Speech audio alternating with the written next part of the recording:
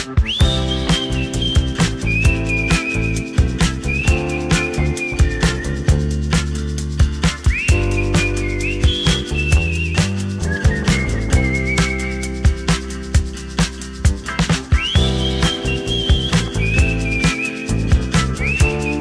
everybody, this is Andre and Andrea of the Freeway Tribe.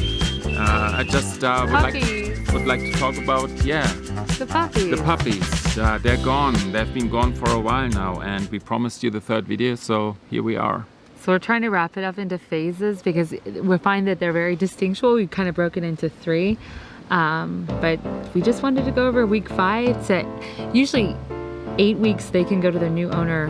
That's what we did last time. We let them go at 8 weeks, but this time was kind of interesting because well, I probably should backtrack a little bit. We had trouble selling them in the end, but that was because we are in a completely new area. We're unknown here as dog breeders in Florida. We're traveling in a RV, and it's just, I think people find that a little suspicious, or they're like, what's going on? Or I don't know, maybe they're more wary of it, and we don't have that reputation in Florida. So shout out to networking and connecting with people and people helping people, because I reached out to another breeder in Florida, and she bent over backwards to help us. And what actually worked out really well was she was actually expecting a litter about the same time as us, but her dog unexpectedly died, and so she had people waiting for puppies from her because she's just a well-respected breeder, and she didn't have puppies to fill the orders or to fill the interest that was there for puppies. So she was more than happy to connect us with people who had been contacting her for boxer puppies, and she was just bent over backwards helpful. She was able to post in Facebook groups. I mean, I wasn't even able to get on Facebook groups to post our dogs in Florida because those groups didn't recognize us as being real Floridians, and I think they were cautious too. So I couldn't even get into these groups to post about my dog because they wanted to protect the people in the groups from potential spam. So I don't think I could have broken through that barrier without her help. And she even offered to hold the puppies for us, to keep the puppies until we can sell them.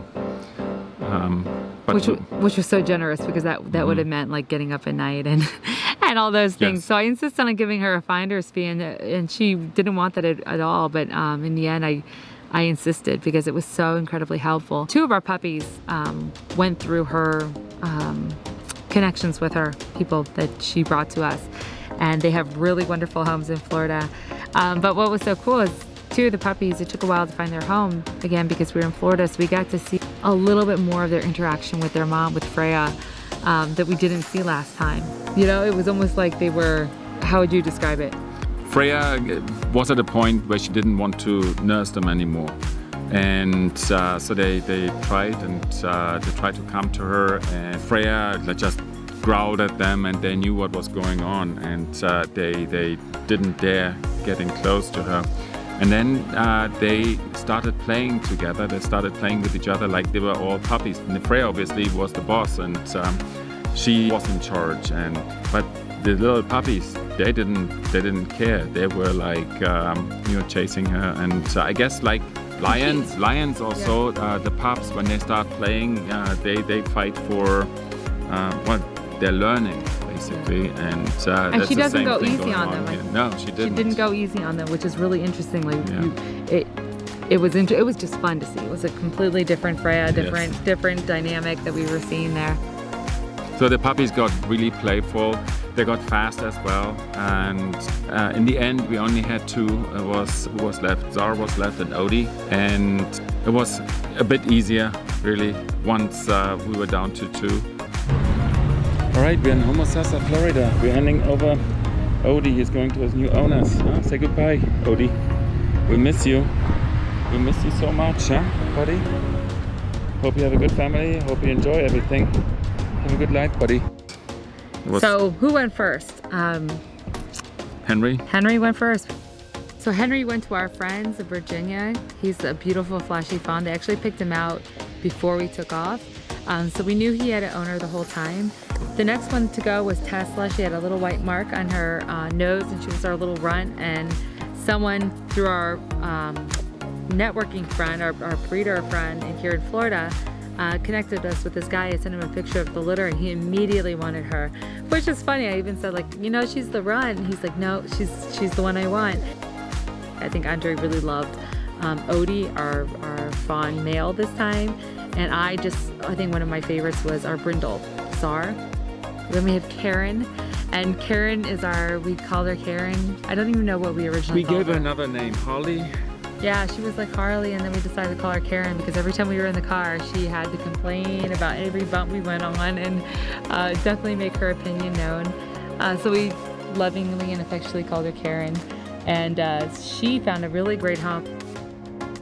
So we were left with Odie and Czar, and you know, we were getting kind of worried there for a little bit. They were 9 weeks old and not spoken for all the reasons that I previously mentioned, and then they also have the long tail, so even if people were really interested, they didn't want to have a boxer with a long tail. It's kind of a new concept, you know, and even for us it was a surprise when our vet said that they don't dock tails anymore. And at that point we were moving to the country, selling right in the middle of selling our house, and so we tried another vet. They didn't do it either, and so we just decided to let it go.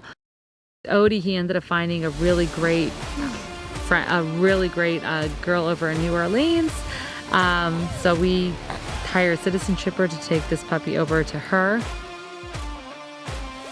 And then there was an awesome gal, Laurel, from California but visiting Florida, and she had this actually really cool the way it happened.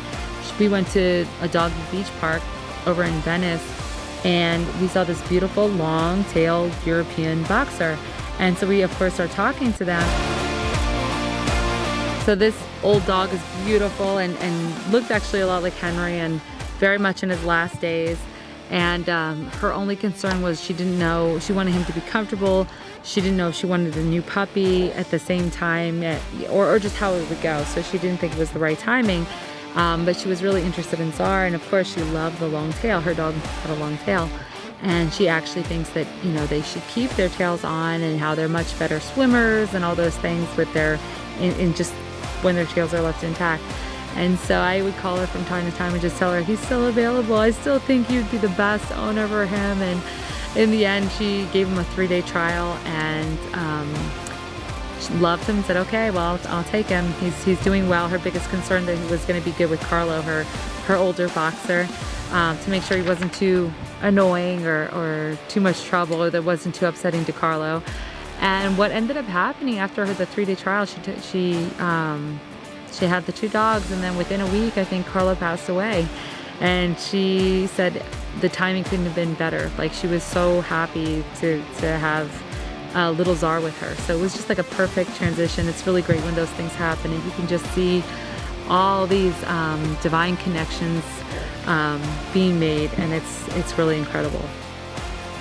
So Freya's really interesting because when she's a mom, and you can tell she's definitely wearing her mom hat, and she's like the best dog in the world, and she's not hyper at all. I think all her energy is like really spent on the puppies, and you can see she's kind of like aware of like if they're not being good, she's wanting to make sure that they're good for us. So she's doing a lot of the hard work, and then as soon as the puppies are gone, she kind of puts on her puppy hat again, and she goes right back to being her old self.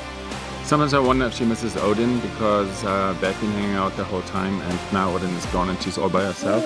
She looks sad at points, sometimes. Well, that she's a boxer. Boxers look sad, right. Typically. It just kind of looks sad. Oh, you got a dirty face. So it was really fun. I don't know if I do it again in the RV, but I don't regret doing it, that's for sure. And it definitely made our RV travels a lot easier right now, don't they? Oh yes, it does.